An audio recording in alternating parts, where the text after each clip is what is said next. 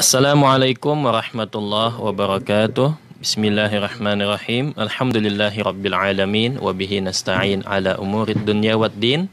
Wassalatu wassalamu ala asyrafil anbiya'i wal mursalin sayyidina wa maulana Muhammadin wa ala alihi wa sahbihi wa man tabi'ahum bi ihsanin ila yaumiddin, amma ba'du. Pertama-tama marilah kita panjatkan puji syukur kita kehadirat Allah Subhanahu wa taala yang telah memberikan taufik dan hidayahnya kepada kita semua, memberikan kita nikmat sehat walafiat, sehingga pada pagi hari ini kita bisa bersama-sama menyimak siaran keagamaan program Kanwil Kementerian Agama Provinsi Jawa Tengah. Salawat serta salam tak lupa juga kita haturkan kepada junjungan Nabi kita, Nabi besar Muhammad SAW, yang telah membawa umat manusia dari alam kegelapan menuju alam yang terang benderang, minaz zulumati ilan nur wa ila siratal mustaqim.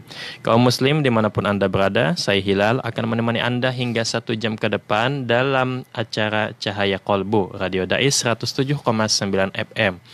Dan di tengah-tengah kita telah hadir guru kita, Dr. Kiai Haji Ali Imran Hasan, SAG, SH, MAG. Assalamualaikum Pak Yai. Waalaikumsalam warahmatullahi wabarakatuh. Oke, gimana kabarnya? Alhamdulillah. Alhamdulillah. Baik. Alhamdulillah sehat walafiat. Alhamdulillah. Baik kaum muslim, insyaallah beliau nanti akan berbicara tentang peluang dan tantangan ekonomi umat berbasis IT. Namun sebelumnya beliau ini perlu kita ketahui adalah Ketua Jam'iyatul Qurra wal Huffaz JKH Nahdlatul Ulama Jawa Tengah. Untuk itu, bila mana nanti ada pertanyaan, silahkan dihilangkan ke chatting WhatsApp 0821 336 70.000 atau 024 674 6352. Untuk itu, mari kita bersama-sama menyimak paparan beliau. Monggo Pak Yai. Oke, terima kasih.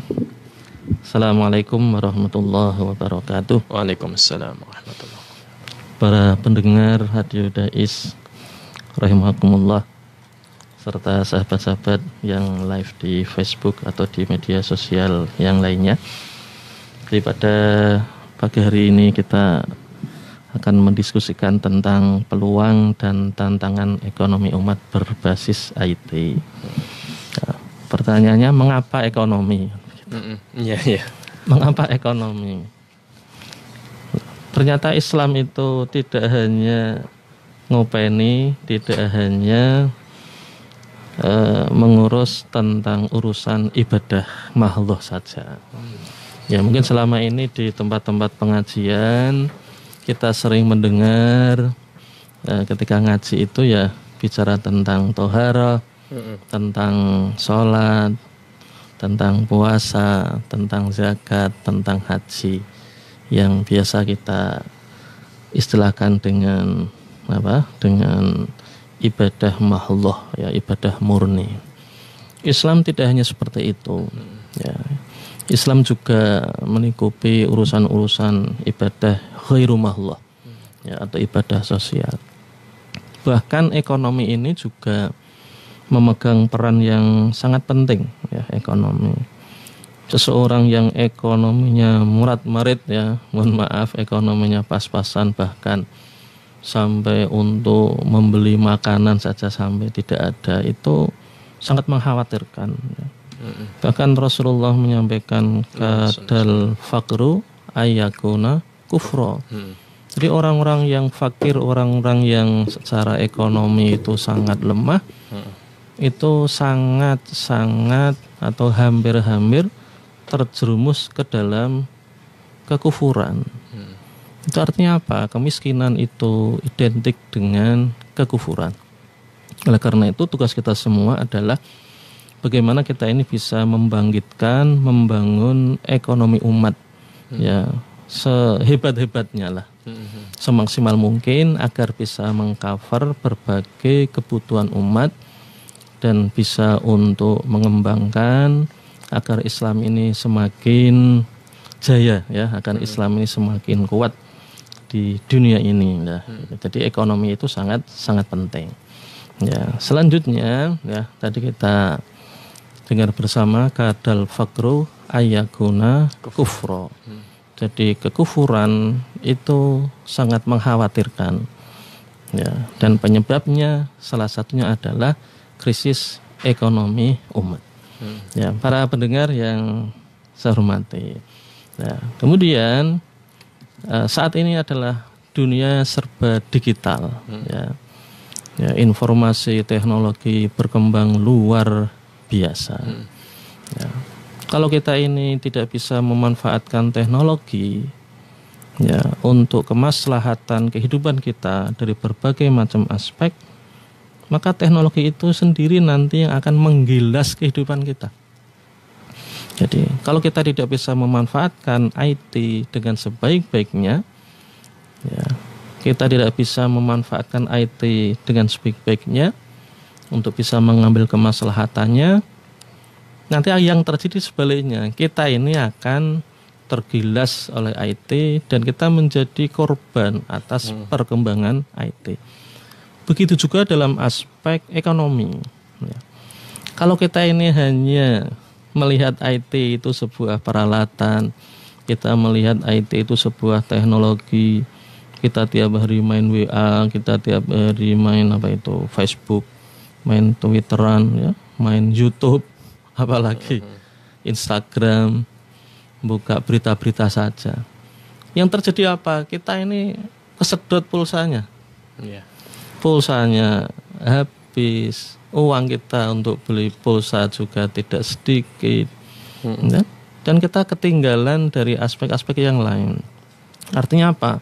Dari aspek-aspek tertentu, karena kita tidak bisa memanfaatkan IT, ya kita akan menjadi orang yang merugi. Ya, padahal IT ini kalau kita bisa memanfaatkan dengan sebaik-baiknya, di situ itu ada sesuatu, ya, ada sesuatu yang bisa mendatangkan rezeki bagi kita. Ya, misalnya dengan apa? Dengan gerakan-gerakan seperti YouTuber, ya. Ya.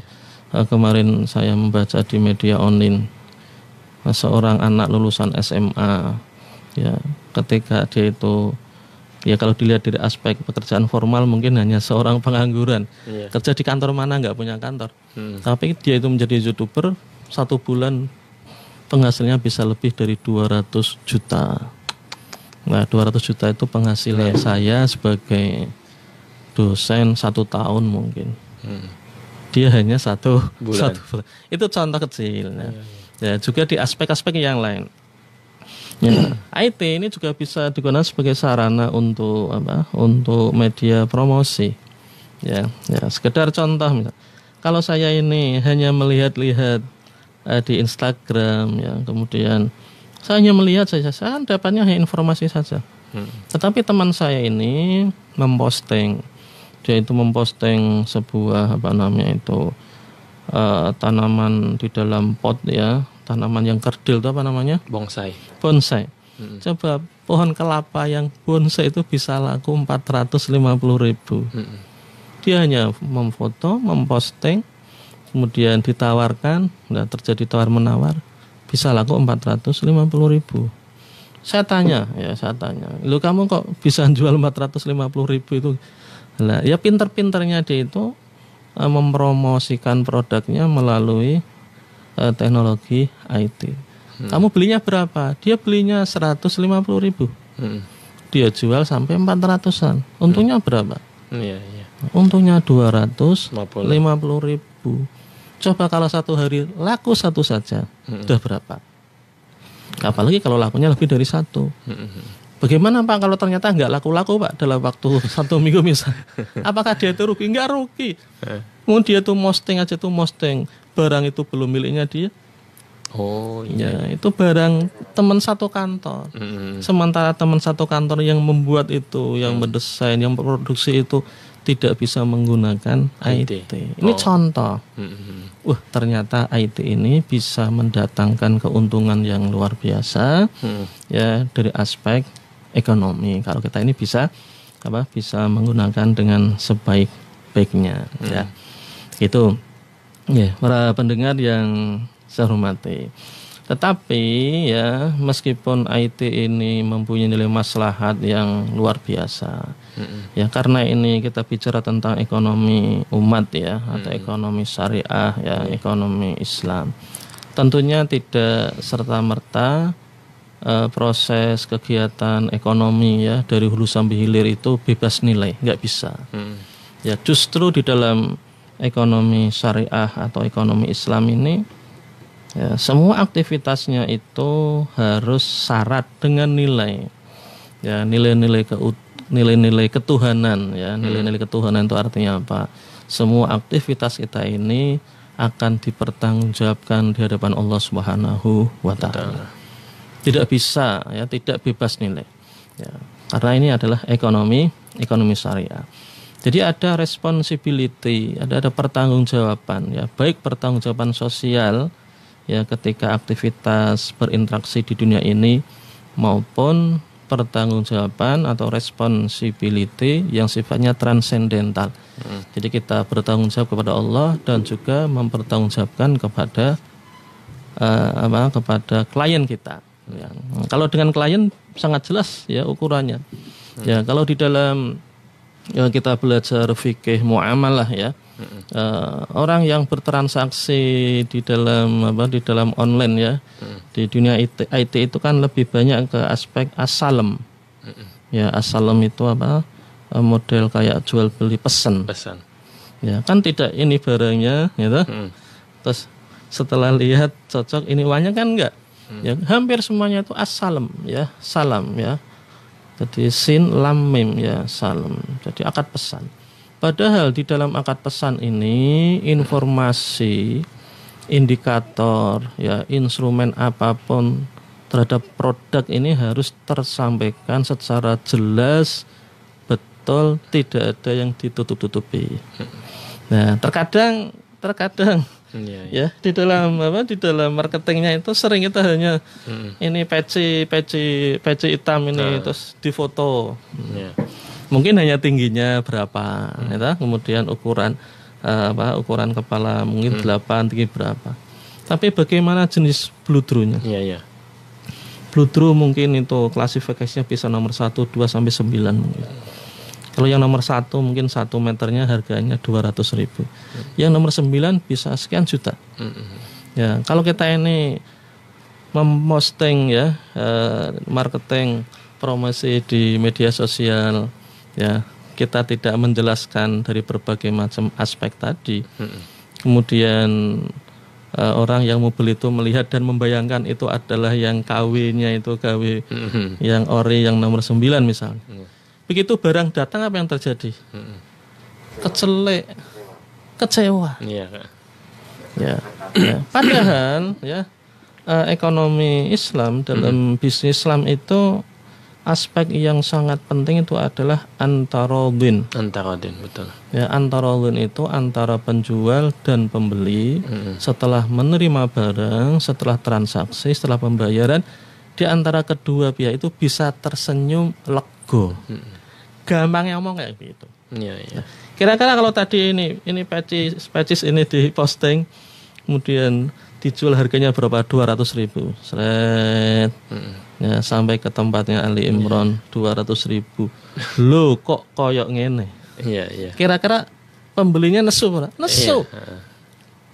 Kalau pembelinya itu nesu, pembelinya kecewa, berarti di situ jauh dari nilai-nilai Islam. Nah, jadi antarodun itu mutlak. Nah, padahal pertanggungjawabannya tadi ya, nilai-nilai ekonomi Islam itu pertanggungjawabannya transendental kepada Allah, jelas itu. Itu termasuk perbuatan yang berdosa. Karena apa? Termasuk memakan harta dengan batil. Ya di dunia ini ngapusi, Mas. Betul. Dan ngapusi itu kalau kita belajar hukum termasuk penipuan itu aspek apa itu? Bisa kena pidana penipuan. Ini contoh ya dari ekonomi berbasis pada IT itu ya harus betul-betul jujur, pertanggungjawaban kemanusiaan dan juga pertanggungjawaban dengan Tuhan yang Maha Esa. Ini dari satu aspek ya. Berikutnya ya. Nanti kita bicara peluang dan tantangan. Kita pahami dulu konsep ekonomi syariahnya. Kemudian ada keseimbangan, Mas ya. Yang istilahnya equilibrium ya. Equilibrium itu keseimbangan. Ya, oleh karena itu di dalam prinsip fikih muamalah, orang kota itu tidak boleh berbisnis dengan orang desa. Kenapa? Itu prinsip muamalah ya. Ya, kenapa? Karena orang kota itu, ya mohon maaf, biasa ngapusi. Orang kota itu kejujurannya itu sangat minim. Iya. Orang desa itu sangat jujur Polos. dan polos dan mudah diapusi, mudah tertipu. Jadi keseimbangan antara penjual dan pembeli ini dipersyaratkan dalam sistem ekonomi syariah. Jadi karena apa? Karena pola pikir pembeli orang-orang desa itu beda dengan pola pikir penjual yang orang-orang kota. Yang repot sekarang ini IT. IT itu kan tidak melihat batas ruang. Tidak bisa melihat batas kota, batas desa, ya. Kalau kita datang ke mall, yang datang ke mall itu kan orang-orang kota. Iya.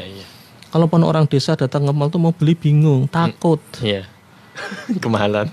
Takut bisa kemahalan. Nggak ngerti caranya bayar gimana. Iya. Dia tuh hanya lihat, pengen gitu lah. Lah ini kalau kita ini di IT gitu, di informasi teknologi pakai media sosial itu kan nggak mengenal batas ruang dan waktu. Ya, orang desa mengakses internet, orang kota juga mengakses internet. Nah, orang desa kemudian gara-gara promosinya itu berlebihan menjadi konsumtif, tertipu dia, proteksi dirinya itu sangat lemah. Ya, itu berarti apa? Bertentangan dengan sistem prinsip-prinsip dalam fikih muamalah, dalam ekonomi syariah. Jadi keseimbangan, ya. Jadi keseimbangan equilibrium di dalam transaksi itu sangat penting. Sangat penting sekali. Misalnya kita beli kopi saja itu, orang desa beli kopi di bandara bisa semaput itu. Iya. Ya kan? Saya itu dulu ketika kontrol anak-anak KKN di daerah Demak ke sana lagi, daerah mana itu? Daerah Purwodadi mana itu tuh? Saya pulang, saya itu kemudian dengan Mas supir tuh saya berhenti dulu. Beli kopi pinggir jalan tuh 4.000. Saya tanya, ngapain Mbak 4.000? 5.000 aja nggak usah, nggak apa-apa. Enggak Pak, ini sudah untung Pak. Nah ketika saya itu di mall sana, di mall Sudirman di Jakarta itu, kopi dengan ukuran yang sama itu harganya berapa? $8. 80 ribuan lebih ya? Ya 110.000. Pakainya dolar ya? Ini kan kurang ajar namanya. Iya. Di bandara itu paling hanya 35.000, 40.000 lah itu. Iya. Ya. Jadi di situ kalau ada orang desa bertransaksi dengan orang kota, kecenderungan untuk tidak ridho itu sangat besar sekali. Jadi aspek antarodhinya itu dipertaruhkan. Ya, oleh karena itu ya tugas kita semua bagaimana bisa membangun pengetahuan yang lebih baik lagi terhadap orang-orang desa, ya, yang memang dia tuh berinteraksi di desa terus. Nah ini kalau mereka itu bisnis ya dengan teknologi IT ini sangat mengkhawatirkan kalau tidak ada pendampingan dari yang ahli-ahlinya. Ya. Selanjutnya, nah ini. Jadi kegiatan ekonomi itu sebagai bagian dari al-Islam secara kafah. Ya, kalau Allah memerintahkan udkhulu fis-silmi kafah, ketika kamu itu masuk ke dalam Islam, ya, kamu harus mempraktekkan nilai-nilai Islam itu dalam semua aspek kehidupan. Tidak hanya ibadahnya Islam, tapi bisnisnya menggunakan bisnis dengan moral jahiliyah, tipu-tipu, cari untung yang sebanyak-banyaknya. Itu enggak benar. Ya, enggak benar ya. Nah, alhamdulillah di tempat kita ini peluang-peluang untuk pergerakan ekonomi umat ini sangat besar sekali ya. Sangat besar sekali. Sekarang sudah ada grup-grup media sosial berbasis pada masjid, ya, grup-grup media sosial berbasis pada jamaah tertentu. Ya, ini bisa dikelola, ya, bisa dikelola. Ya, alangkah indahnya, alangkah baiknya kalau di antara mereka itu ada hubungan interaksi yang saling menguntungkan dari aspek ekonomi. Ya. kalau bisa beli beras kepada jamaahnya di situ, ngapain beli beras jauh-jauh? Luar. Ya, kan begitu. Ya, kalau kita bisa membeli makanan dari jamaah kita, ngapain kita beli dari jauh-jauh? Yang terkadang kita juga tidak tahu siapa mereka, mendapatkan untungnya itu juga mungkin lebih besar, dan keuntungan itu juga digunakan untuk apa itu juga kita tidak tahu. Nah, kalau untuk jamaah kita itu jelas insya Allah untuk kemaslahatan. Itu paling tidak peluang grup-grup itu bisa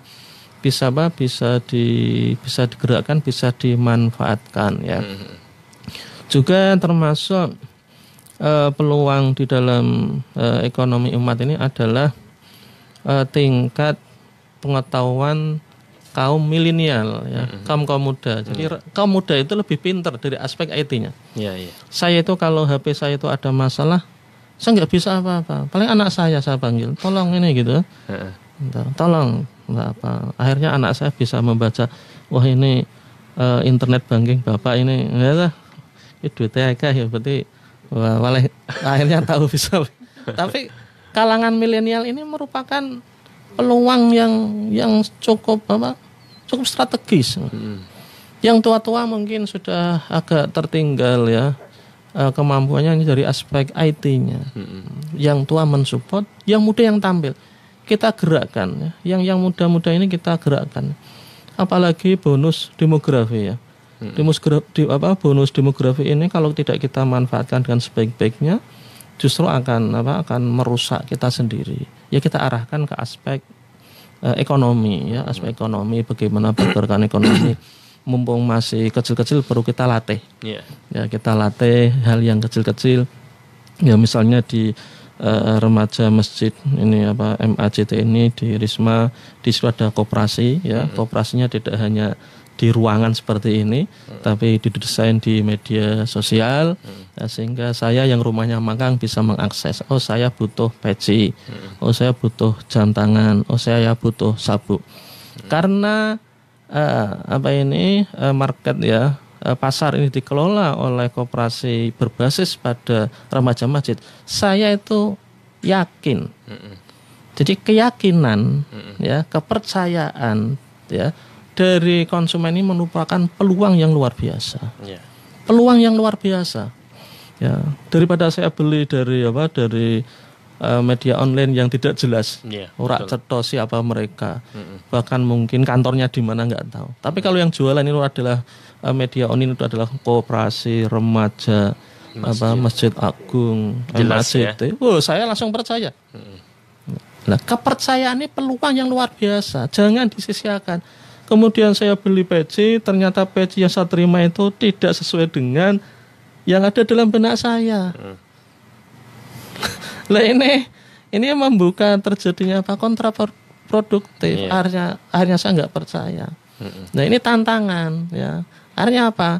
Mestinya tadi ya, produk-produk yang dijual di media online itu spesifikasi barang harus dijelaskan secara detail dan sejujur-jujurnya. Nah, jadi tantangan-tantangan tadi harus betul-betul dikuasai ya, harus betul-betul difahami, dipraktekkan dengan sebaik-baiknya. Itu contoh ya, contoh-contoh. Selanjutnya ya, terkait dengan sumber daya Mas ya.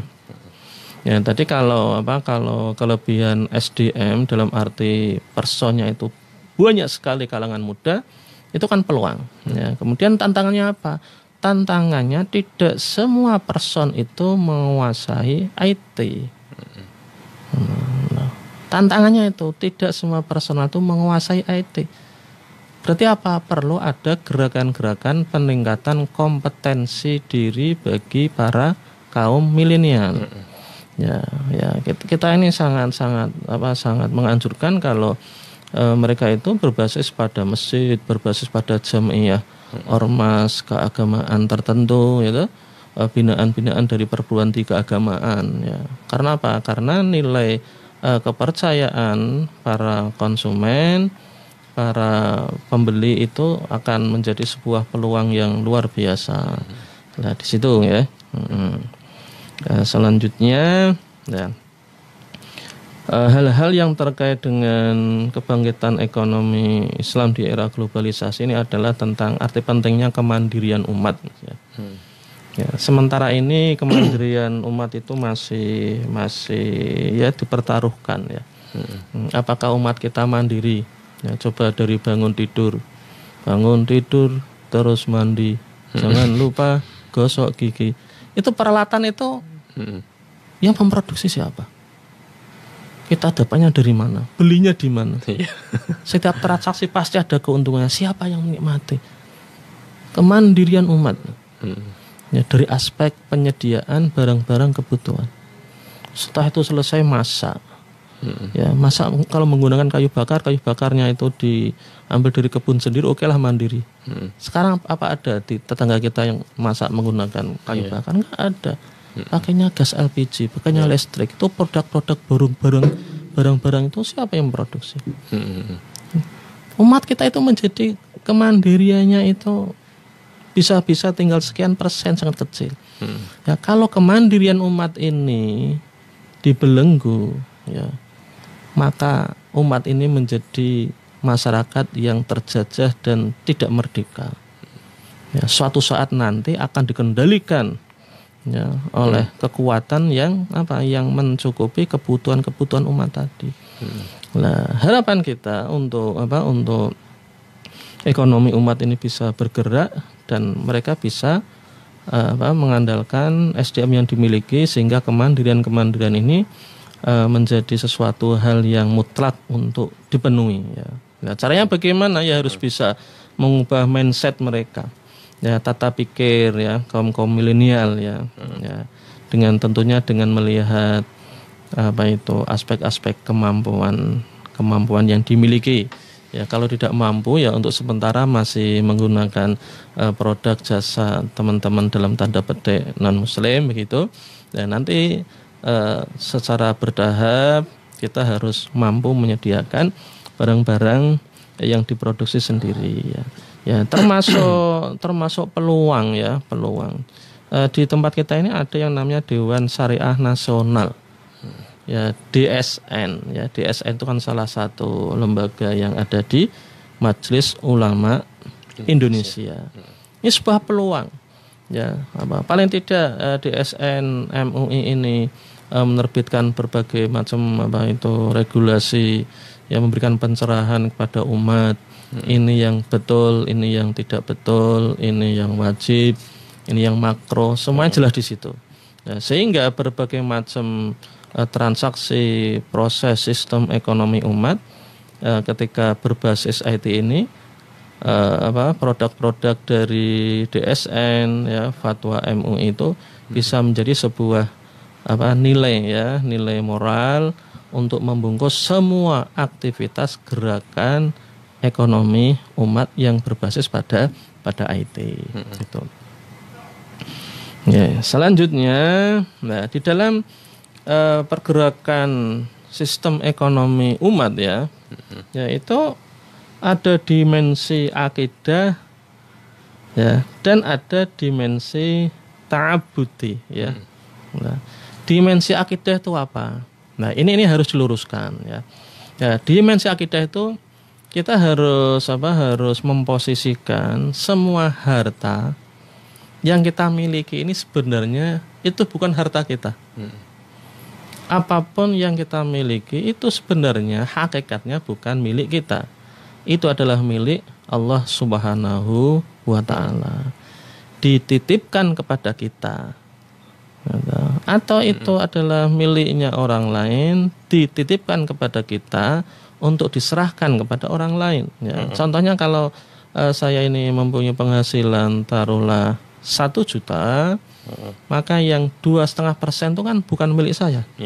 Miliknya siapa itu? Yang berhak. Ya, yang berhak. Ya, orang-orang yang berhak untuk menerima zakat. Artinya apa? Yang 2,5% itu adalah titipan. Dititipkan oleh Allah kepada tangannya Ali Imran agar diserahkan kepada pihak ketiga para mustahik. Nah, ini dimensi akidah ya, dimensi akidah. Ya, harus difahami. Ya, semakin banyak ya, semakin banyak harta yang kita miliki, maka di situ nilai pertanggungjawabannya juga semakin besar. Artinya apa? Jangan sampai aktivitas duniawi kita ini melupakan aktivitas ukhrawi. Ya, apalagi bisnisnya di sekitar Masjid Agung Jawa Tengah. Adzan duhur. Ya. Kalau kita menggunakan dimensi akidah, mestinya ya toko-toko itu tutup. Ayo ke masjid. Ya, mungkin para pendengar yang pernah datang di Mekah sana. Ya, ini Mas Lutfi ini sudah ke Mekah sudah beberapa kali. Begitu adzan Allahu Akbar duhur gitu, langsung penjualnya pergi gitu aja. Tutup. Ya tidak tutup dalam arti tokonya itu terus pintunya tutup, gerbang enggak. Dia pergi hanya diberi kain seret, tali sana, tali sini, sudah. Kita dahulukan untuk sholat duhur berjamaah. Jadi dalam ekonomi Islam itu dimensi akidahnya ini harus kuat. Termasuk kalau kita ini berbasis pada IT. Berbasis pada IT pun juga harus seperti itu. Ya, kalau enggak ya kita menjadi orang yang merugi. Mengapa? Lebih mementingkan urusan duniawinya, urusan ukhrawinya bahkan bisa terabaikan. Ya, itu sangat menarik ini kajian kita pada pagi kali ini, dan kita akan kembali setelah jeda berikut. Baik pendengar semua, kembali lagi bersama kami 107,9 FM terdepan dalam dakwah dan nada. Mari kita simak paparan selanjutnya dari Pak Yai. Moga Pak Yai. Masih kita lanjutkan ya. Jadi pergerakan ekonomi umat berbasis pada IT ini sangat penting ya. Jadi di samping harus dikuasai teknologinya, ya, juga harus memahami karakter dasar, aturan-aturan moral ya yang diatur di dalam prinsip-prinsip fikih muamalah. Ya, tadi beberapa sudah saya sampaikan, ada responsibility yang sifatnya sosial dan juga transendental ya, pertanggungjawaban kemanusiaan, pertanggungjawaban penjual kepada pembeli ya, dan juga pertanggungjawaban penjual kepada Allah Tuhan yang Maha Esa. Ya, juga tadi ada keseimbangan ya, keseimbangan aspek akademik, keseimbangan aspek aspek akademik, aspek pengalaman antara penjual dan pembeli. Ya, sehingga di antara penjual dan pembeli tidak ada unsur tipu menipu, tidak ada unsur salah tafsir, salah pemahaman terhadap produk. Ya. Kemudian tadi juga sudah kita singgung tentang dimensi akidah ya, dimensi akidah atau uluhiyah. Ya, semua hal yang kita miliki itu adalah milik Allah Subhanahu wa taala hakikatnya. Ya, kemudian dititipkan kepada kita, dan juga bahkan ada harta-harta milik orang lain yang dititipkan oleh Allah kepada kita ya. Kemudian ada juga yang sifatnya elastis ya, atau fleksibel atau al-murunah ya, dalam arti dapat berkembang secara evolusi ya. Artinya apa? Perkembangan gerakan zaman ini tidak bisa dihadang ya. Jadi yang namanya perkembangan zaman, perkembangan IT, perkembangan budaya itu tidak bisa dihadang. Ya, ini akan terus bergerak dan bergerak terus. Begitu juga dengan pergerakan IT ya, pergerakan bagaimana pola pikir manusia. Oleh karena itu di dalam fikih muamalah ada yang namanya fleksibilitas ya, fleksibilitas ya, fleksibel. Ya, oleh karena itu tadi sudah saya sampaikan nilai yang dibangun yang penting ada nilai antarodin ya, antarodin. Ketika dua belah pihak bertransaksi, maka keduanya bisa tersenyum bahagia. Intinya seperti itu. Ya, terlepas margin keuntungannya itu berapa persen itu urusan lain. Apakah harus 5%, apakah harus 10%, ataukah 15% itu tidak begitu penting. Ya, yang penting penjual dan pembeli itu bisa senyum, bisa puas, bisa ayam. Contoh dulu ketika terjadi ketika terjadi bencana di Jawa Tengah Selatan sana ya. Waktu itu Gus Dur ingin membantu dan Gus Dur dengan guyonan, saya nggak punya uang, saya punyanya peci. Ayo siapa yang mau membeli peci saya? Tolong dibeli yang mahal semahal-mahalnya. Pada waktu itu laku sekian ratus juta itu peci. Masya Allah. Ya, dan uangnya oleh Gus Dur itu disumbangkan untuk untuk bencana di daerah Jawa Tengah Selatan ya. Di daerah mana itu dulu itu. Nah, kalau mau lihat pecinya sekarang masih ada itu. Peci Gus Dur sekarang disimpan di waktu saya pernah melihat di notariat Undip, bukan notariat, di rektorat Undip ya, di rektorat Undip itu ditaruh di meja kaca gitu, ada tulisannya peci Gus Dur. Itu dulu harganya cukup mahal. Tapi yang beli itu dengan sangat bangga. Iya.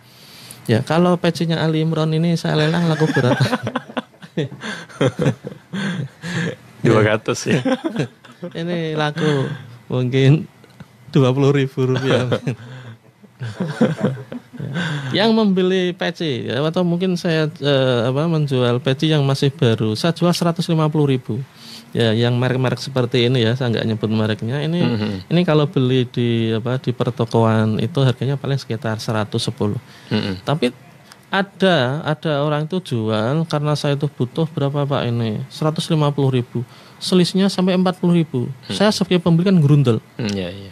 Kok mahal karena saya akan sowan kepada seseorang dan saya lupa nggak bawa peci, yang jual hanya kamu tahu saya butuh peci, kamu jual mahal. Iya. Saya sebagai pembeli terpaksa beli. Iya. Dengan harga segitu hanya selisih 40.000, gerundel.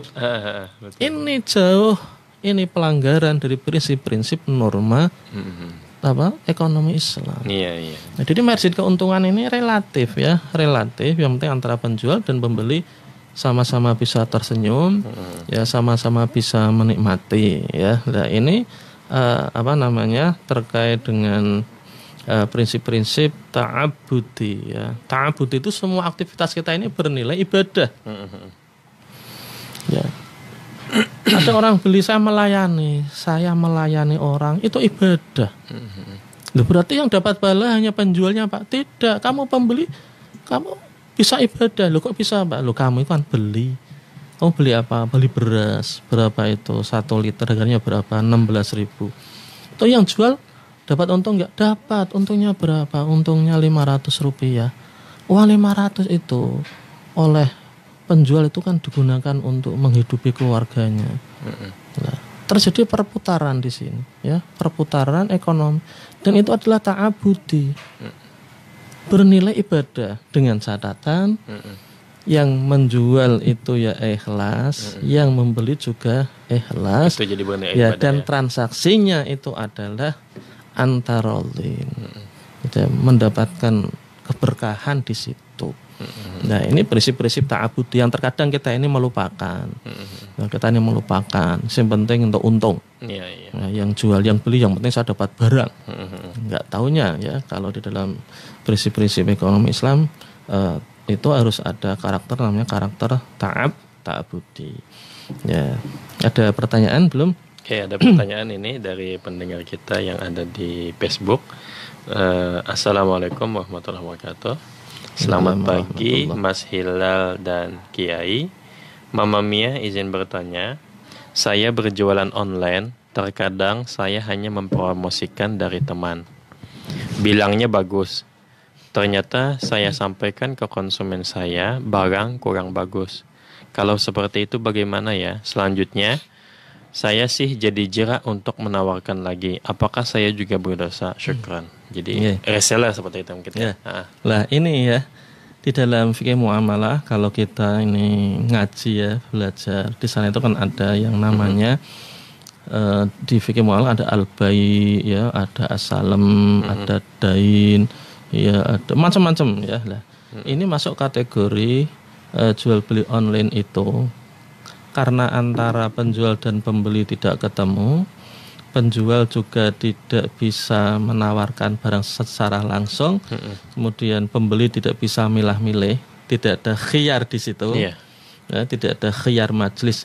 Khiyar majlis itu misalnya penjual dan pembeli itu di satu tempat, kemudian penjual membawa barangnya, pembeli melihat barangnya, dicek spesifikasinya sesuai dengan kebutuhan yang diinginkan, oke, terus terjadi tawar menawar, harga cocok, itu Islami.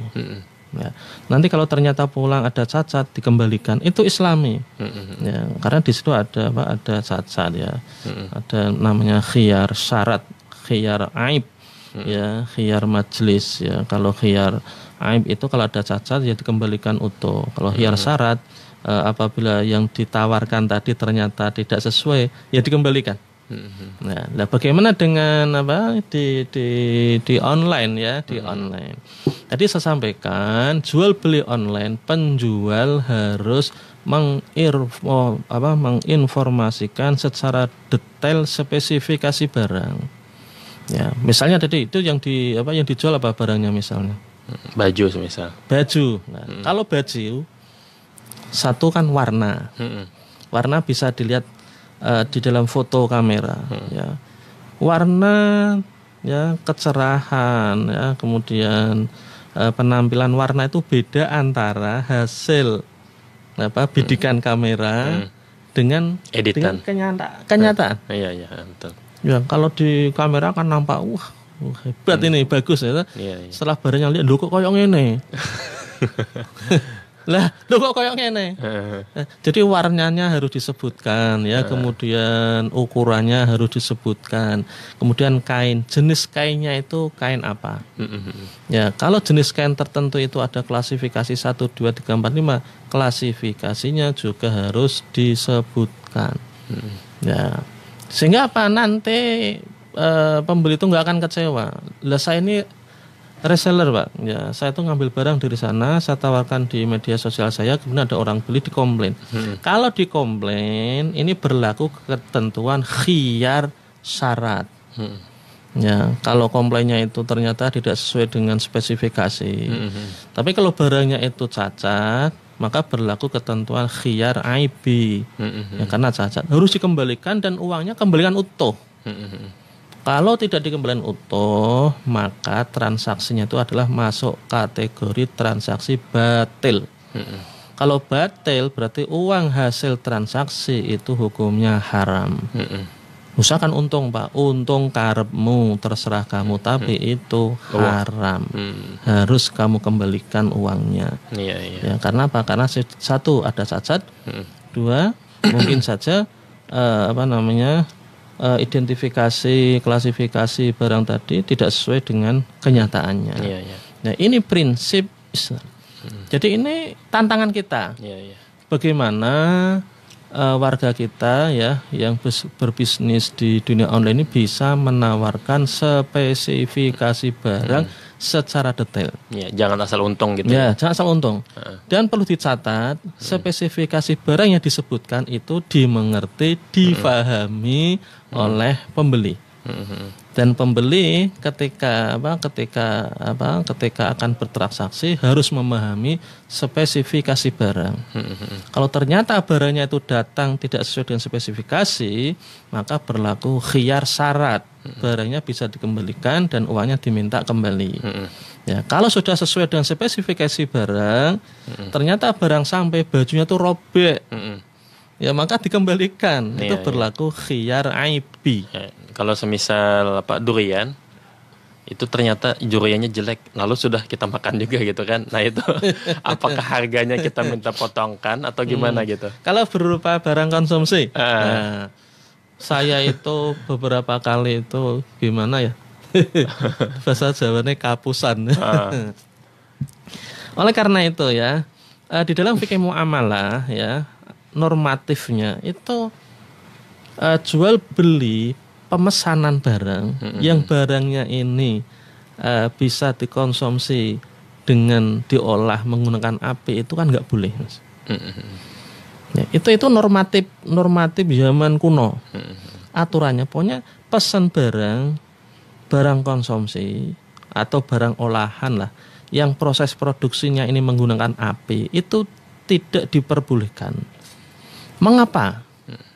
Ya, karena proses produksi menggunakan api ini kan suhu tidak bisa dipantau zaman dulu. Terus waktu tidak bisa dipantau. Sehingga masak menggunakan api sekarang sudah matang, masak lagi nanti berikutnya. Itu kualitas hasilnya bisa beda. Zaman dulu. Iya. Zaman sekarang dengan teknologi itu kan bisa diatur sekian derajat, banyaknya bahan roti sekian gram, kan bisa diatur semua, bisa terukur semua. Itu artinya apa? Kalau ada orang pesan dengan kualifikasi seperti ini, produsen bisa memenuhi sesuai dengan spesifikasi barang. Itu nggak apa-apa. Tapi kalau tidak sesuai, maka itu termasuk kategori batil. Transaksinya batil ki temannya setan, dan uang hasilnya itu juga haram. Seperti tadi, saya beli nasi goreng,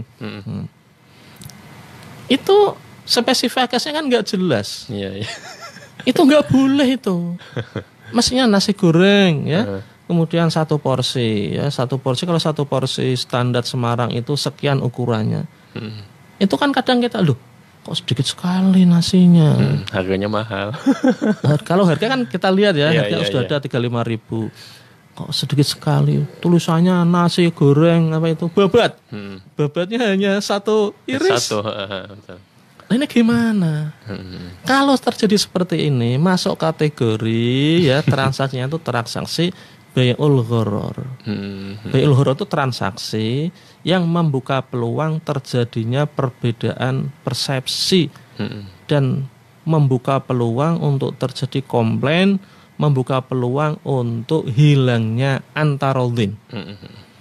Nah, maka dihindari. Ya, bagi sahabat-sahabatku para pendengar dan pemirsa di Facebook, kalau jual beli barang konsumsi, tolong spesifikasinya itu dimunculkan secara detail dan jelas. Termasuk mungkin diklasifikasi pedesnya ini biasa atau apa dijelaskan. Nah, terus kemudian volume nasi goreng itu volumenya sekitar sekian gram.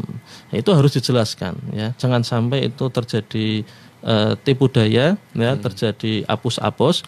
Yang dirugikan adalah pembeli dan pembeli pasti tidak ridho. Kalau tidak ridho berarti transaksi itu jauh dari keberkahan. Saya pernah beli nasi Padang ya, mohon maaf para penjual nasi Padang online. Saya contang iki. Yang dikirim apa? Nasi. Iya betul nasi. Nasinya banyak, oke lah, saya nggak habis. Terus dikasih kuah, tidak ada apa-apanya. Lauknya nggak ada. Nasi Padang. Saya pernah juga beli bebek goreng, ya. Saya contang, yang dikirim hanya bebeknya saja, tidak ada nasinya. Ini artinya apa? Pemahaman saya, orang yang mau beli, dengan pemahaman orang yang jual itu beda. Oh ternyata di sana itu nasi harus beli sendiri, harganya sekian, bebek goreng sekian, sambalnya harus beli sendiri sekian, lalapannya jenis ini sekian. Itu harus detail, Mas.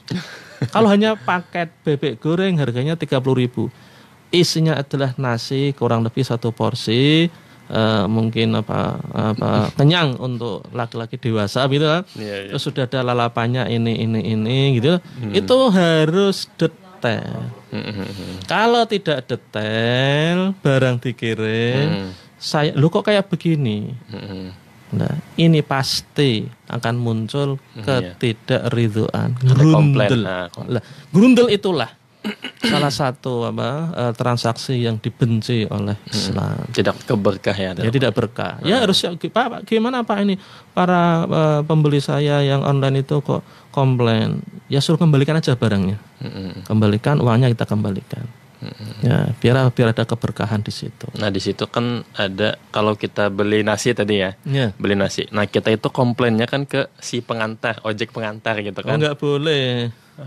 Itu jasa. Jadi tetap transaksinya adalah penjual dan pembeli.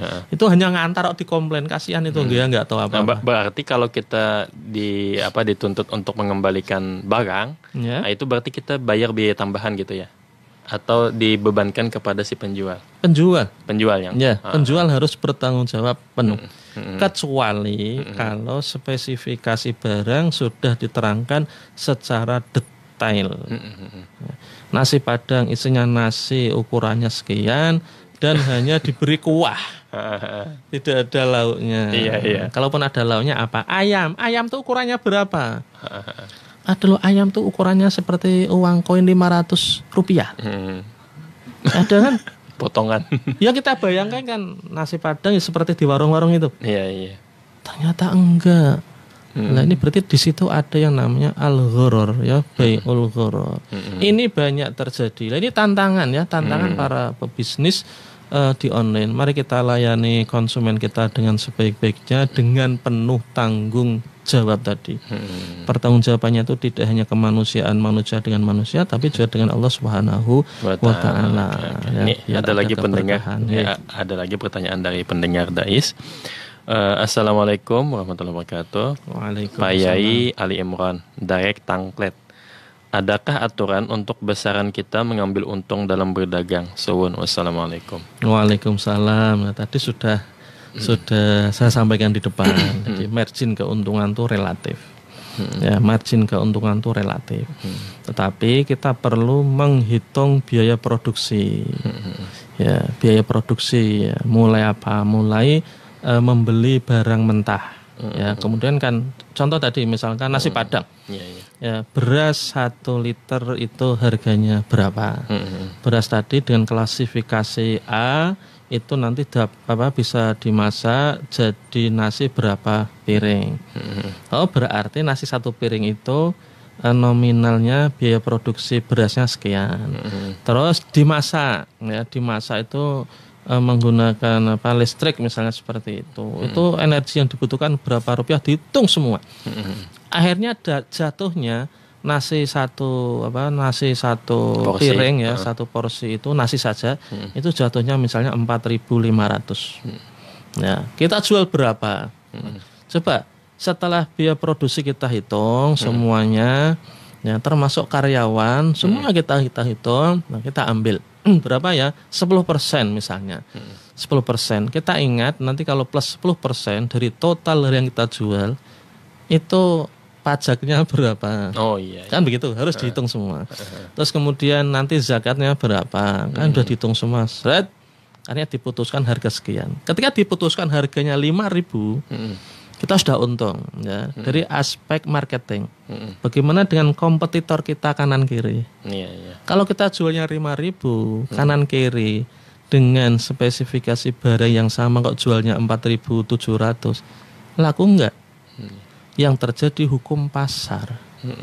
Kecuali kalau nasi kita ini kualifikasinya bagus, kita jual 5.000, yang lain jual 4.000, kan nasinya kan enggak bagus. Uang beras saya harganya ini 20.000, mereka itu pakai beras yang harganya 10.000.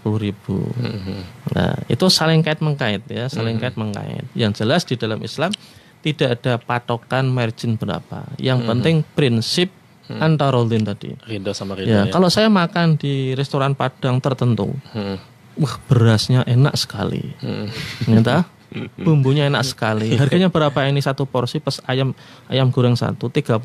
Saya nikmat, terima kasih mas, enak tenanan gitu tuh. Iya. Terus saya di sana di Padang yang lain harganya berapa? 15.000. Ya Allah, 1 piring nggak habis saya. Yang sana murah tapi ngerundel. Keberkahan ada di mana? Yang mahal tadi. Jadi bagaimana agar para pembeli ini bisa tersenyum? Penjualnya juga tersenyum. Itulah keberkahan, termasuk dalam menentukan margin keuntungan itu berapa. Gitu. Oke, sebelum ditutup mungkin ada pesan-pesan untuk pendengar semua. Ini yang kalam akhir, yang terakhir, kita dalam melaksanakan kegiatan ekonomi, terutama yang berbasis IT, mari kita laksanakan hal-hal yang menjadi garis dari ajaran Islam. Kita harus jujur ya, barang yang kita jual, spesifikasi barangnya harus dijelaskan secara detail di media online itu. Ya, kemudian pastikan ada keberkahan dalam transaksi. Keberkahan itu ditandai dengan apabila penjual dan pembeli sama-sama bisa puas, bisa tersenyum. Insya Allah keberkahan akan ada di situ. Iya, saya kira ini yang bisa saya sampaikan dan terima kasih. Mohon maaf ya, semoga bermanfaat. Wassalamualaikum warahmatullahi wabarakatuh. Waalaikumsalam warahmatullahi wabarakatuh. Keberkahan dalam transaksi itu yang akan mengakibatkan ibadah kita itu bisa diterima oleh Allah Subhanahu wa taala. Dan tidak terasa kita sudah berada di penghujung acara. Saya Hilal, mohon undur diri. Terima kasih atas perhatian dan kerjasamanya. Wallahul muwaffiq ila aqwamit thariq. Wassalamualaikum warahmatullahi wabarakatuh.